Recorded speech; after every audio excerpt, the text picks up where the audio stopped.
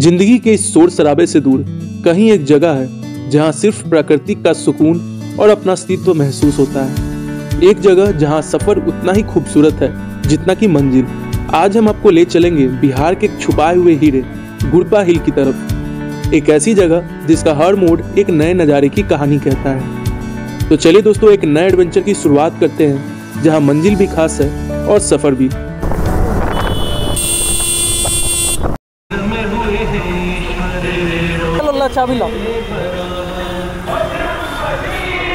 यात्रा की शुरुआत होती है पटना से, जहां हमने बजरंगबली का आशीर्वाद लिया और दिल में उमंग और बाइक का हैंडल पकड़ के निकल पड़ते हैं अपनी मंजिल की तरफ।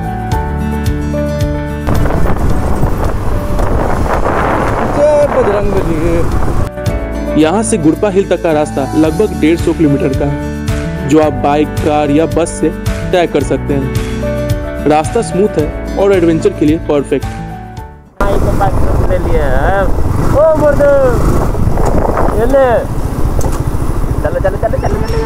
आप NH22 और NH82 का इस्तेमाल करते हुए गया तक आसानी से पहुंच सकते हैं। हाईवे पे चढ़ेंगे ना तो आप आगे हो जाइएगा थोड़ा सा। ठीक है, चलिए।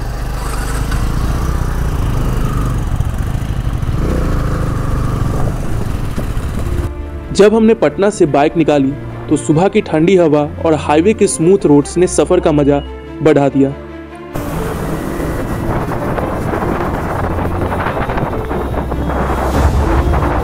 दिख ही नहीं रहा है यहाँ तो। जैसे ही हम NH22 पर आगे बढ़े, पूरा रास्ता फॉग से घिरा हुआ था। बाइक चलाना चैलेंजिंग जरूर था, पर उस ठंडक में एक अजीब सा सुकून था। एक ऐसी ठंडक जो सिर्फ प्रकृति के करीब आने पर महसूस होती है। आपको भी अगर इस ठंड का मजा लेना हो तो सुबह के वक्त सफर जरूर करें। फिर से कोहरा आ गया है, बीच बीच में कोहरा आ जा रहा है। कभी कभी ठीक रह रहा है, बीच बीच में कोहरा आ जा रहा है। तो थोड़ा सा दिक्कत कर रहा है, लेकिन चलते रहना है, कोई दिक्कत नहीं है।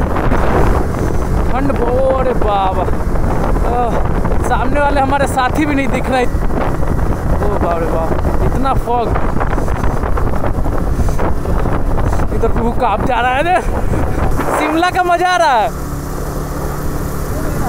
कुछ दिख नहीं रहा।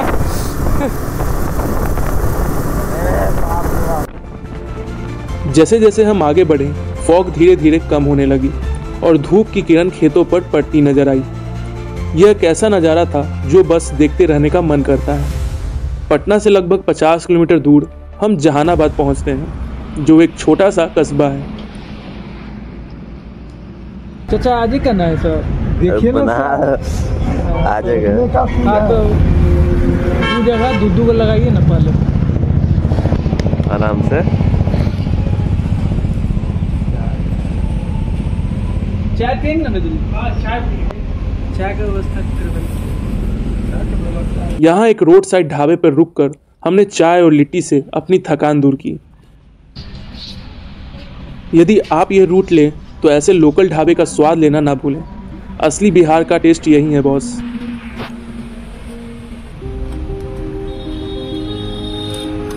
जहानाबाद के बाद हमने अपनी बाइक फिर शुरू की। अब तक धूप अच्छे से निकल चुकी थी और प्रकृति के अलग अलग रंग देखने को मिले।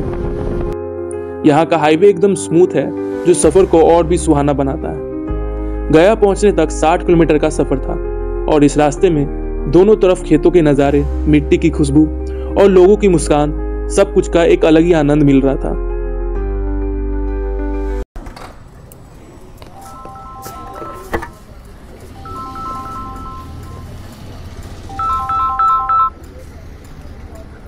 क्या? हाँ, एक्सपी नहीं ना रखा है, कितना लीजिएगा? डाल दो भाई, 3 लीटर डाल। पेटीएम पर 318 रुपए प्राप्त हुए।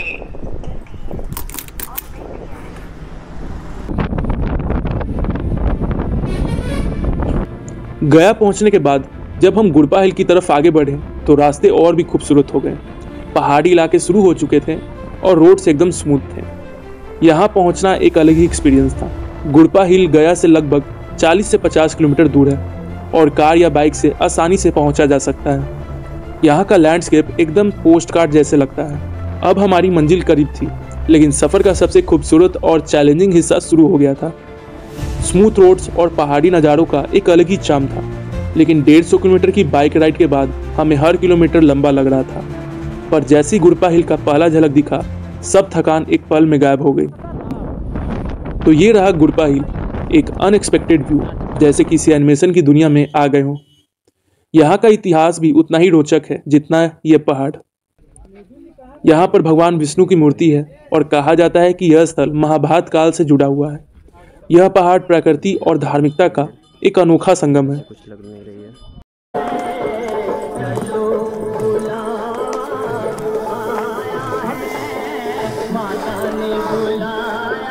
गुरपा हिल का सबसे एक्साइटिंग हिस्सा है इसकी 1680 सीढ़ियाँ। यह चढ़ना एक एडवेंचर है जो किसी भी ट्रैवलर के लिए एक चैलेंज से कम नहीं। लेकिन अगर ब्रेक नहीं लगा तो सीधे नीचे ऊपर ही चढ़ ले बहुत।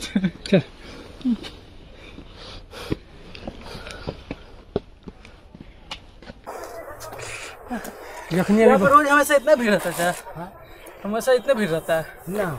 आज है संडे के ना। कौन है भाई? जब हमने पहली 100 सीढ़ियाँ चढ़ी तो हमें महसूस हुआ कि बाइक चलाने के तुरंत बाद ट्रैकिंग करना बहुत ही मुश्किल होने वाला है। लेकिन यह थकान भी एक मजा था, क्योंकि हर मोड़ पर एक नई एनर्जी मिल रही थी। हेलो जवान,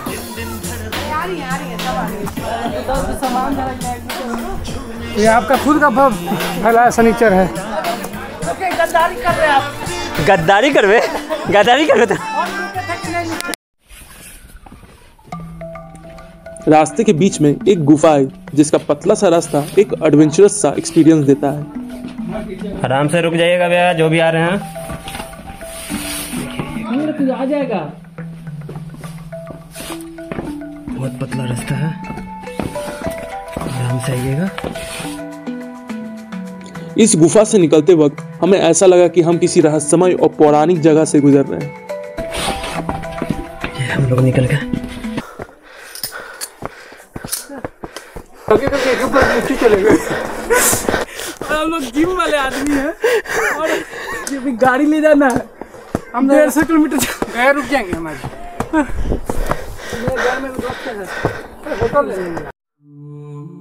जब हम शिखर पर पहुंचते हैं तो नज़ारा एकदम बेहद खूबसूरत लगता है। हर तरफ पहाड़, प्रकृति और एक डिवाइन शांति का एहसास होता है। यहाँ भगवान विष्णु की मूर्ति स्थापित है और इस जगह का स्पिरिचुअल ऑरा अपने आप में अनोखा है। बौद्ध ग्रंथों के अनुसार भगवान बुद्ध ने परिनिर्वाण के बाद उनके प्रिय शिष्य महाकश्यप ने गुरुपदगिरी पर्वत को अपना निवास स्थल चुना। ऐसा कहा जाता है कि जब महाकश्यप को लगा कि उनका अंतिम समय आ गया है तो वे इस पहाड़ी पर चढ़े। चढ़ाई के दौरान जब उन्हें कठिनाइयों का सामना करना पड़ा तो उन्होंने अपनी लकड़ी की छड़ी से पत्थरों को फोड़ा, जिससे रास्ता खुल गया। शिखर पर पहुंचने के बाद महाकश्यप एक गुफा में ध्यान की मुद्रा में बैठ गए और चट्टानें अपने आप बंद हो गई। यह मान्यता है कि वे अभी भी ध्यान में हैं और अपने भविष्य के बुद्ध मैत्रेय के आने की प्रतीक्षा कर रहे हैं। यह पहाड़ी लगभग 200 मीटर ऊंची है। शिखर तक पहुंचने के लिए लगभग आपको 1680 सीढ़ियां चढ़नी पड़ती हैं। तो दोस्तों, यह यात्रा न केवल शारीरिक चुनौती देती है बल्कि आध्यात्मिक अनुभव भी प्रदान करती है। यह पहाड़ सिर्फ इतिहास की कहानी नहीं सुनाता, यह एक याद दिलाता है कि जिंदगी के सफर में उतार चढ़ाव हमेशा रहेंगे, लेकिन मंजिल तक पहुंचने का सुकून अलग ही होता है। तो ये था दोस्तों हमारा गुरपा हिल का सफर, एक यात्रा जो सिर्फ मंजिल तक पहुंचने के लिए नहीं थी बल्कि हर कदम का आनंद लेने के लिए थी। अगर आप भी कभी इस सुकून को महसूस करना चाहें तो एक बार यहाँ जरूर आएं। हर एक स्टेप आपको एक नई एनर्जी, एक नई सीख देगा। यात्रा के अंत में सिर्फ एक ही चीज दिमाग में थी, यह सफर हमेशा याद रहेगा। तो दोस्तों, सफर अभी बाकी है। अगले वीडियो में मिलते हैं एक नए और अनमोल सफर के साथ। तब तक के लिए अपना ख्याल रखें और नए रास्ते एक्सप्लोर करते रहें।